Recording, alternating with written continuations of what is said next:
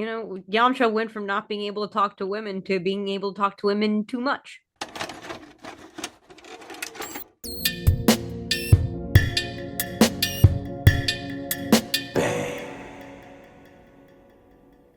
Hey there, Toonami faithful, and welcome back aboard Toonami Absolution, where we talk about the shows that made us us and the shows that made you you. Once again, we are your hosts. My name is Alex. I'm Sam. And I'm John, Dragon Ball Z Ocean, episode 6 and 7. Gohan makes a friend, and the friend dies. October 18th, 1996, made of the strangest robot and a new friend. And then episode 7, Trouble on Aralia, debuted October 25th, 1996. And that is made of the original Trouble on Aralia. Which surprised me. Yeah. Of all the fillers to make it, Gohan and his robot buddy and Gohan and his dinosaur buddy get heavily edited, but an entire planet of cricket people getting destroyed survives. Yeah, And I mean, arguably, Yeah. Ocean don't care about bugs, is what we learn here.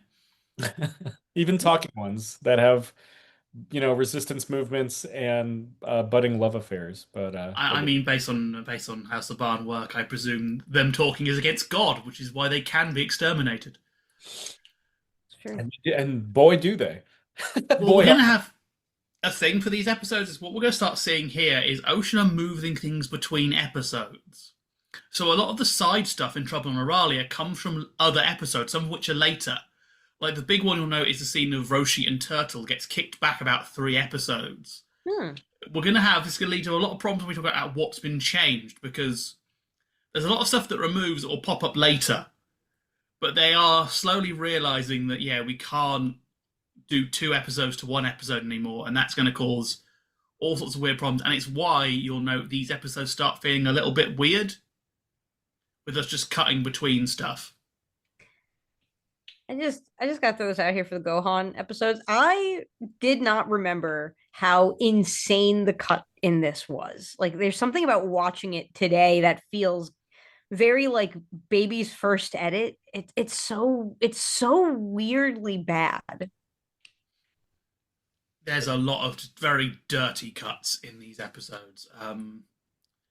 It's ugly. Yeah, and it's just how they structure the episode as well doesn't really work. It feels like just very choppy and very like, wait, did I miss a scene? Did I get distracted because this doesn't follow on? The pacing is all over the shop. Though we do get to meet our buddy Yamcha again.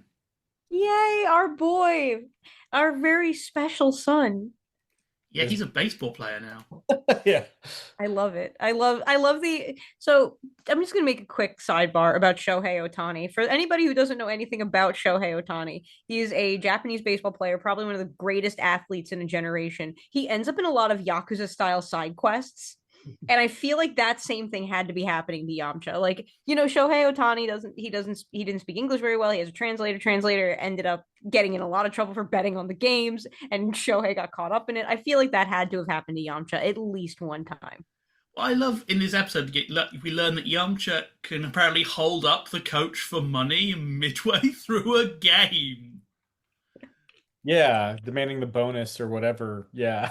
Like I guess because that's how it works in whatever the Dragon World's equivalent of the MLB is, you know.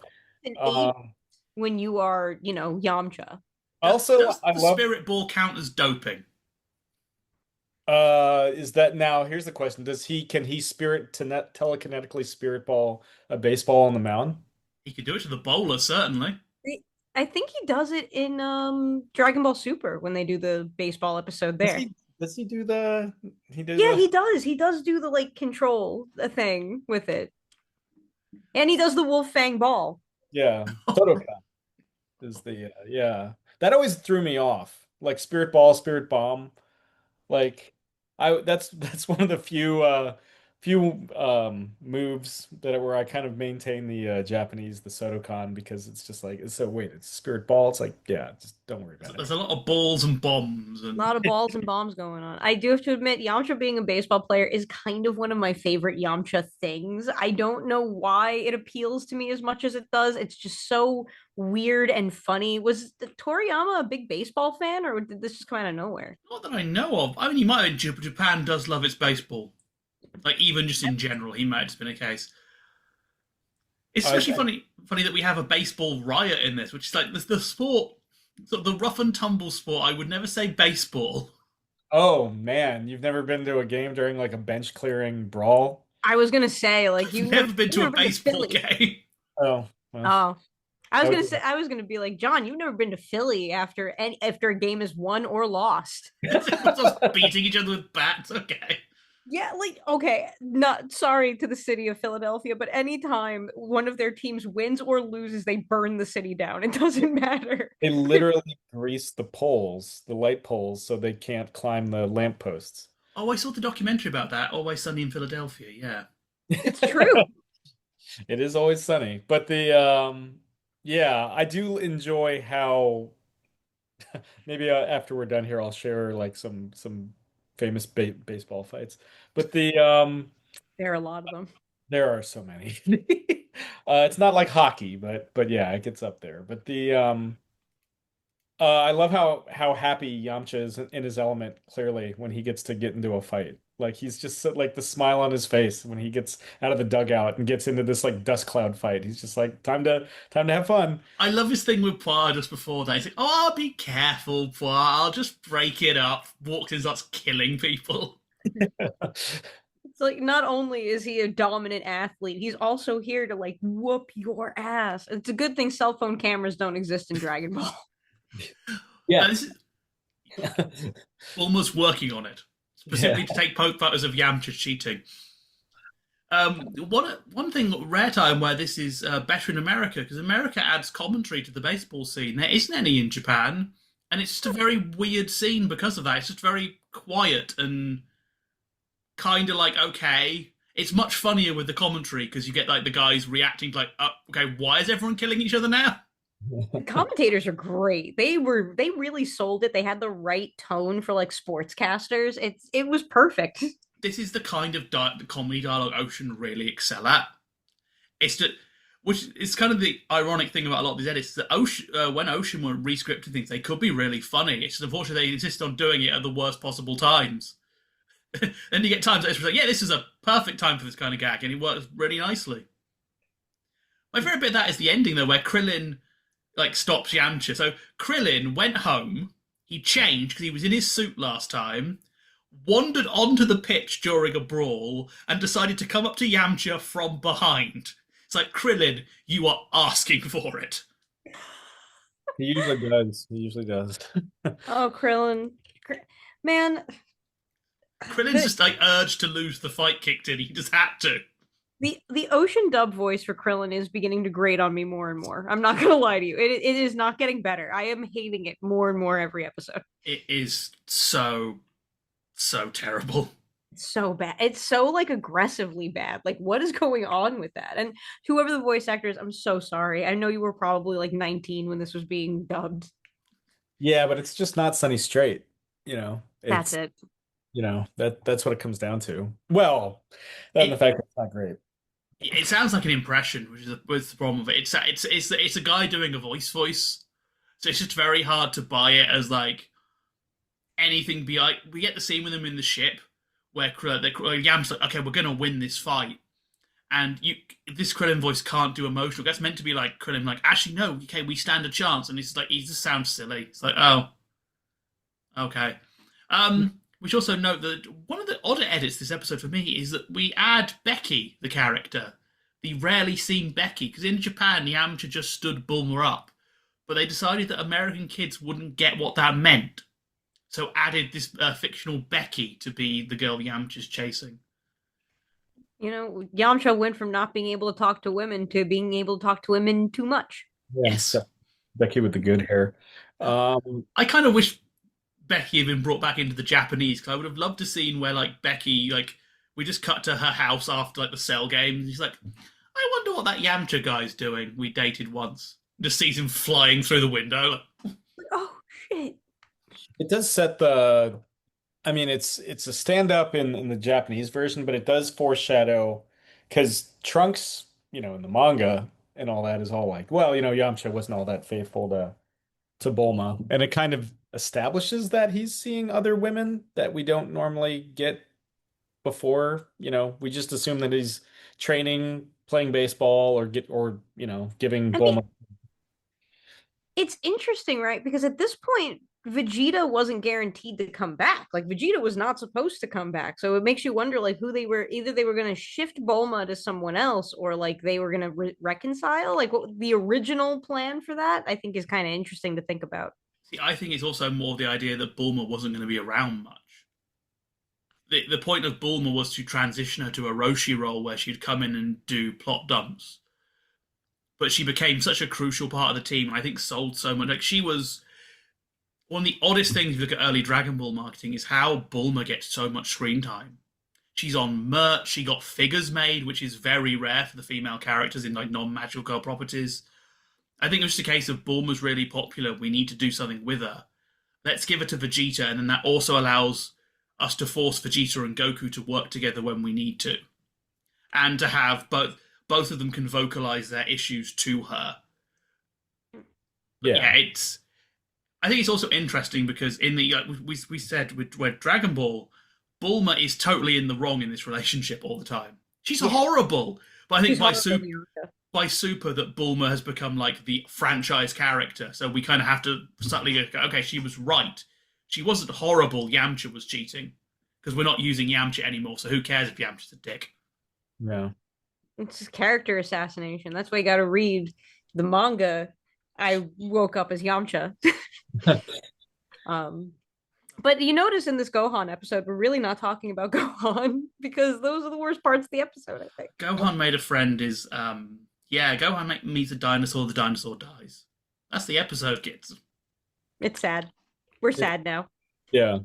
And then we kill a bunch of bug people with Vegeta and Nappa, who are having the best time. Before we go on to that, I just want to bring up, there is one fun edit for the dinosaur bits. They cut half the blood in Ocean. The dinosaur retained its blood on its wounds, but not on the floor. No idea why that was a thing, it just is. And one final thing, for Yamcha's baseball game, did you recognise who he was playing against? Oh, it's it's one of the Red Ribbon Army guys, isn't it? All the Red Ribbon Army guys. It's all reused models, all the old Red Ribbon guys from Dragon Ball. Yeah. They all got isekai'd into Ace Dino Ace. They do it at least twice more, if I remember. I think they do it when Gohan becomes Saiyaman, and they definitely do it for the Saiyaman movie in Super. They're also always in the crowd in shots as well. Those designs just keep coming back up because if you need a guy, they keep getting isekai'd back into their own universe. Like I always like to believe the General Blue one is what actually happened. General Blue just kind of like, yeah, okay, I'm not in the army anymore. I'm just a normal dude now. I'm just a guy. Getting tongue stabbed by Mercenary Tao took away his telekinesis and Earth's impulses. He just woke up like, ow, that hurt. Is that what I've been doing to people? God. God. Yeah. But yeah, Vegeta and Nappa and their crazy road trip to Arlia. Yeah. Yes. So first off, we still can't get Vegeta's hair quite right. I like that the whole concession is Vegeta's like, no, this is going to be hilarious. Like, that's the whole concession. Like, they can leave at any time. And Vegeta's like, no, I want to do this for the gag. It's weird comedy, Vegeta. I always thought it was like the one of the darkest jokes or cruelest jokes in DBZ is right when our two Arlian love interests, right before they can even touch, just the entire planet blows up. That's just kind of just the timing of it all. And of course, that's something that's in all versions of this. That's always there. That's just always there. It definitely is a thing when you look at Saban and go, really, guys? Of the other stuff you've cut, this is what gets remaining in. Like, really? They even know that Vegeta is going to redeem himself. They even know that. And they're just like, nah, Keep him wiping out a planet. Do you think, and maybe this is talking in the future, but I am curious about your opinions. Do you think we forgave Vegeta too easily?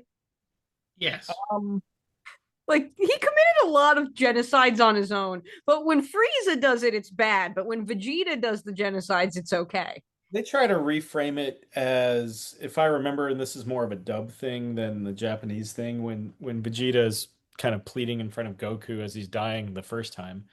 He's he's like, everything that I did because of him. He made me who I am. That is Like, a dub thing. That is a dubism right there. yeah, it's all Frieza's fault. So it like kind of a way to kind of project all of that horribleness on guy that we have to kick his ass now. Yeah, man, but you It, still fired the gun. it Like, is a Yeah. dubism, but even if you read the guidebooks, they do try and make it into like a cycle of abuse thing. It's which then kind of gets a bit weird when Bardock, father of Goku, happens because you realize that guys like Bardock and his old army were pretty morally on point and were like, actually, no, we're gonna die. So it's weird they portray that Vegeta didn't know, and then that gets ruined by Broly as well because like Vegeta was there when these discussions were happening. How did you not know this guy was a dickhead? Just look at him. Yeah. Yeah, it is very much that we have to forget that Vegeta did horrible things because we need him. Yeah. This is also like, even as they're moving towards a redemptive path, I think him like wiping out an entire village of Namekians, that's something that doesn't really get we discussed. never addressed that. I mean, it shows up in when Vegeta's giving his props to Goku on the Supreme Kai planet. You see these scenes, the Arlia scene and the Namek scene in his flashbacks. It's like, yeah, man, I used to be a real son of a bitch. It was Yeah, all Nappa's fault. Yeah. like it. And the other thing too, you have to think about, right? They wish back all the Namekians that were killed by Frieza's men, but Vegeta had quit at that point, so those Namekians didn't get to come back. No, they don't. They take the time to be like, "Hey, we're missing an entire village." It's like, yeah, because they were killed by this guy. Yeah, Oh, this guy did it, and I'll yeah, do it again. he's about to Um, beat the shit out of a child in this filler episode. Look, kid, speaking you of live on Namek, you die eventually. May as well be today. speaking of Yeah. Vegeta, it's Brian Drummond Vegeta. It's like that very raspy up here Vegeta. That kind of sounds a little bit more like Frieza. He's not British yet either. He's not. I think that Sabat gets it. I don't think Sabat just like made Vegeta that when he takes over during the Captain Ginyu saga. I think the edict for a lot of the Funimation Generation 1 casting for DBZ is like try to get it reasonably close to what Ocean was doing. It's like, you know, does Sean Schemmel sound like Peter Calamus? Not really, but Really. kind of. Does Chris Sabat sound like Brian Drummond? No. Or does he sound like Scott McNeil's Piccolo? Not at all. Not at all. I mean, because the entire point is they were trying to make it seem like this was a continuation, that they didn't really want people knowing that we had the fallout with Saban had happened and this is like a different team entirely and we're desperate for money.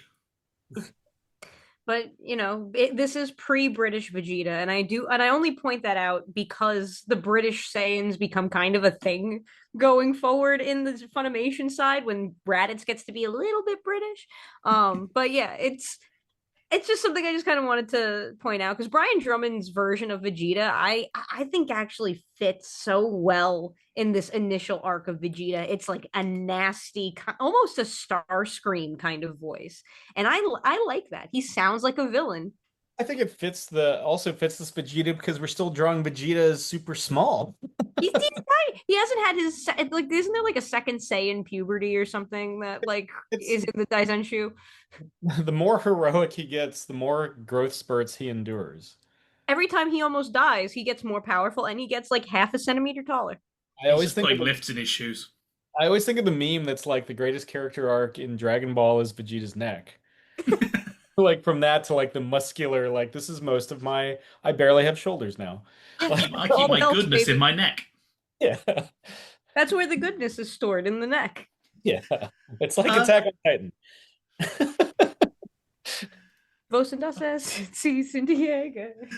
So we do get one big cut from Trouble in Arali, which is going to come back for a couple of episodes. There's a big scene featuring Launch robbing a bank.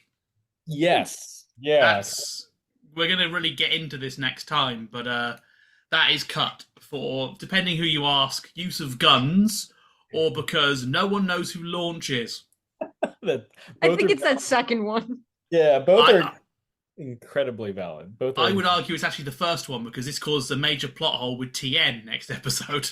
Oh, yeah, right. Because yeah. I will get into it, but yeah, it's an odd one to have because it also it further ruins this whole thing of Bulma searching for people to get them up to train with Cammy. We kind of lose all that. They all kind of just appear there in the next episodes. Yeah, so I've been watching, like full disclosure, I've been watching this along with you guys, but I've also been watching like the Funimation dub, just to kind of see what it's like in its uncut state. Raw form. Whatever we're calling it with the Funimation footprints on it. But yeah, there's a lot of launch in this episode. Like it's probably to the point where I was like, that's right. Launch does show up in DBZ, like substantially up until they leave for Namek. Yeah, there's a lot of launch in this original version. So crazy to remember that Launch exists. Yeah, the launch exists. He's going to play a major role in the next couple of episodes, but that's all going to be gone. That's part of why we get this weird reshuffling going on. We're moving bits around. We also get a weird bit with Gohan in this episode, which always bugs me. Gohan learned ki blasts off screen. Yes, to start fires. Yeah. Kind of felt that should. I've always wondered why they did that off. Like I felt like his first one should be like a big. Real. Not even if it's just like a fire, it should be like, oh wow, he's actually improving. But no, we Yeah. got to chase the dinosaur. No, yeah, no, he needs 2 episodes where he loses friends in a row. Yeah. This will be a theme in Gohan's life. Things that he loves will die, and then he will bottle up the trauma until it becomes power. Until it becomes Gohan Beast. He Until does it get becomes One Piece. it's his revenge against the dinosaur we see from the opening title sequence. The Pterosaur. That dinosaur does come back a couple times for Gohan too. Like, That always the tail steak. Let it tail steak. that's a delicious tale. I just really like that design. It comes up in everything. I think it's even in the Go-Go Ackerman games. It's a boss in one of them. That's fun. I'm trying to think how much it's in Kakarot. I mean, it's not the same one, but you can like find it free roaming in the like open worlds, and you can shoot it with your ki blasts, and then it explodes. Yeah, like everything. Like a real dinosaur. Like a real dinosaur. I do want to go back to Arlia really quick because I do just want to talk a little bit about the general setup of Arlia, where like they show up, they kill a guy, they end up in the resistance by mistake, and then they blow up the planet afterward. And the only reason why I want to bring this up is because to me, I think that's the perfect isekai plot that may have been reused a couple times. Like I'm sure it's been used. Isn't that just Star Wars? It's a whole Star War. Yeah, kind of. I mean, you've got like Vegeta's a one-man Death Star, but I do like the gladiator sequence where Nappa takes on the giant cricket and like rips it's very visceral actually. Like It's gory. It's actually pretty gory. yeah, like again, I'm always surprised how much of this kind of remained intact given how heavy censors were at the time. I also like the king kind of like pleading for his maybe this is just me being sadistic, like pleading for his life and just getting like immediately vaporized, like, oh, I can do it. Ah! Yeah, the entire thing is just bananas. It's a bananas episode. I love how it's basically Planet of the Apes, and we get a Rancor pit added in as well. It's like this is the episode where everyone showed off their favorite movie references. And it's silly and fun, and there was a lot less Piccolo hitting on us these last 2 episodes, which is like, it's a little bit of a relief to have the sexual tension gone. All of his bits were shunted to later episodes, which again is going to cause all sorts of fun continuity issues. Gonna cause some problems. Also, I love how we kind of forgot Snake Way for a brief period. Like, not really much Snake Way going on here. Yeah. Goku's running. He sure is running. Remember that ticking clock we had at the start of this arc? It's kind of gone. Yeah, we get that and Piccolo in a big way next week. Yeah, put it all over there.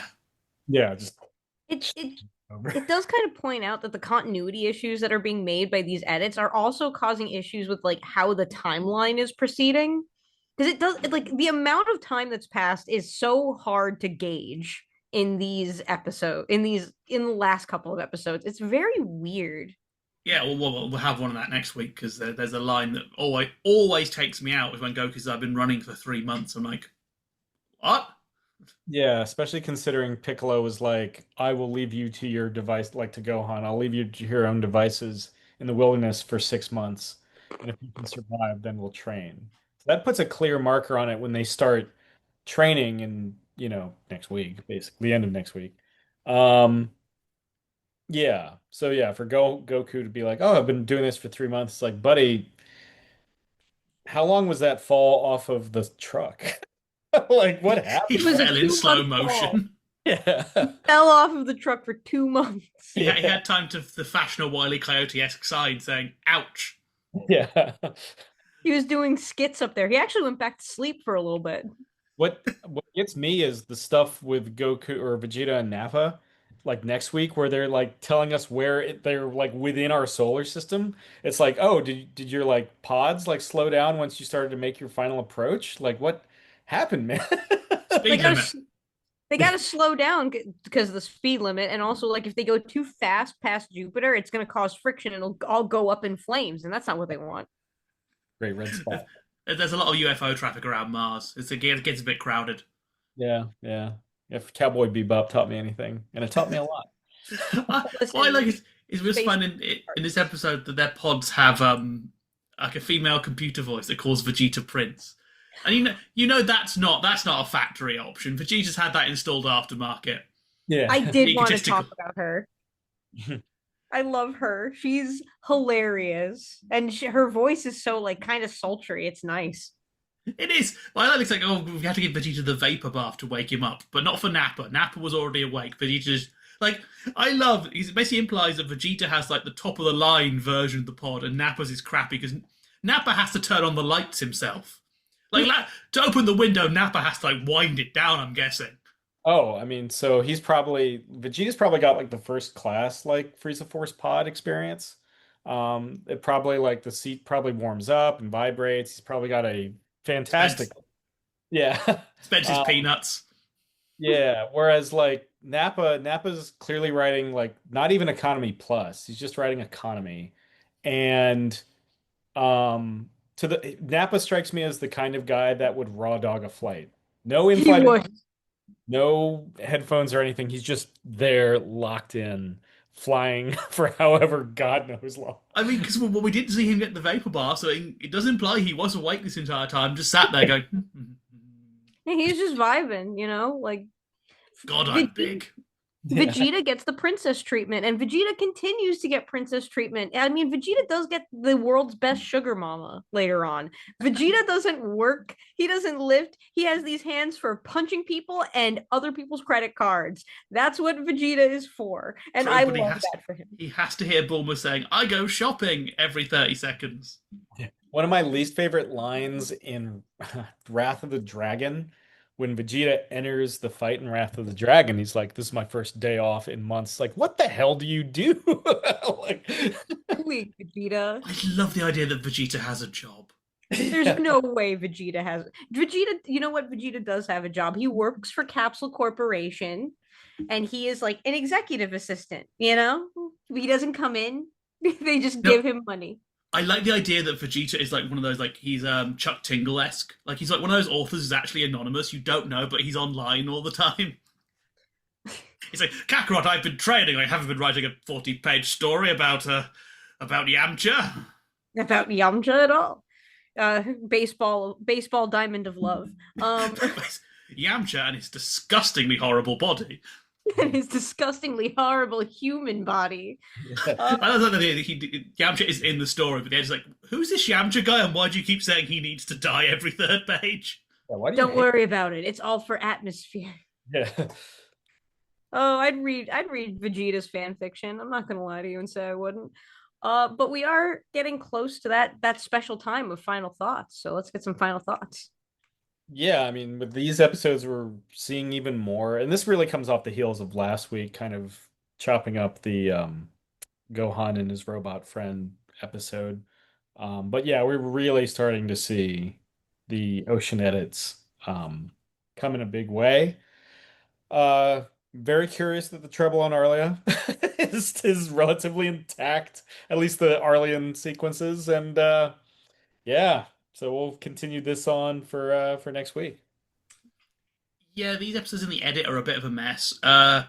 It's not helped by even in the original. This is a bit of a weird period where we kind of have these three storylines going on, and there's no idea how to balance any of them. So we're constantly jumping between Goku, Gohan, and so we end up with these episodes where we have like Gohan does everything, and we keep seeing Goku who's doing nothing, or we see Goku do everything and Gohan's doing nothing. It's like, well, there was probably an easy way of doing this, but in the edits, yeah, they are choppy, they are messy. Unfortunately, with all this shifting around, Ocean are gonna learn the wrong lesson from it. Is what we're gonna see happen here, where they're like, "Oh, we can totally redo these episodes." No, you can't. You don't have enough animation to do it with, so we're going to end up with things getting choppier and choppier. Aralia is weird, and I can only presume that this is an. I don't know this, but I can feel it that this was an era where a meeting happened during the production of this episode, where we had finally. I think Saban is probably coming in and like, you can't do this. We can't have. We're showing this to Fox Kids with the adventures of, Huckleberry Finn. We can't have Vegeta killing people, man. We can't do it. We other dimension it. We've got to other dimension it. And yeah, so this is the point where I think we sort of transition from the early dub to the Saban dub, where their fingers are in every line, and it's gonna get painful. Yeah, I can't say anything different. The edits are quick and dirty. It's a little raw. It's fun to come back to these as an adult and be like, "Oh man, this is not exactly how I remember it, but I like it." It's also me being like, "Wow, ju- Funimation has its issues, right? We're never going to pretend that Funimation is 100% perfect. Like nobody is. But god damn, these edits are rough."